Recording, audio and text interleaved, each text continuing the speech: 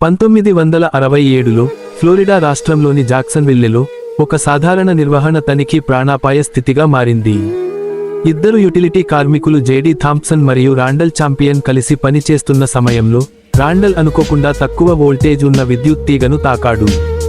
విద్యుత్ షాక్ వల్ల అతడి హృదయం ఆగిపోయింది మరియు అతను స్పృహ కోల్పోయి చనిపోయినట్టే ఉండిపోయాడు. అతని భద్రతా బెల్ట్ వల్లనే అతను భూమికి పడకుండా అక్కడే వేలాడుతూ ఉన్నాడు. ఈ దృశ్యాన్ని చూసిన జేడీ థాంప్సన్ వెంటనే స్పందించాడు.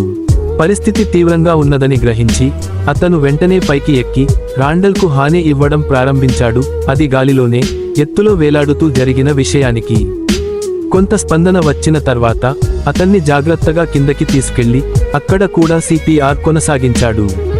చివరికి పారామెడిక్స్ వచ్చి అతడిని ఆసుపత్రికి తీసుకెళ్లారు. జేడీ థాంప్సన్ త్వరిత చర్య, ధైర్యం మరియు సహనంతో రాండల్ ప్రాణాలతో బయటపడగలిగాడు. ఈ విపరీత దృశ్యాన్ని ప్రఖ్యాత ఫోటోగ్రాఫర్ రొక్కో మొరాబిటో చూశాడు. అతను అక్కడితో వెళ్తున్నప్పుడు ఈ సంఘటనను గమనించి వెంటనే అంబులెన్స్కు ఫోన్ చేశాడు.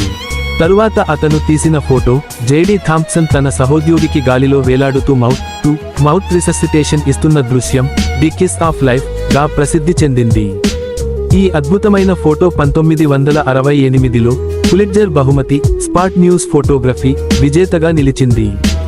ఇది ధైర్యం, కరోనా మరియు ప్రాణాలను కాపాడాలనే సంకల్పానికి ఒక శాశ్వత గుర్తుగా నిలిచింది. Thanks for watching. Have a good day friends.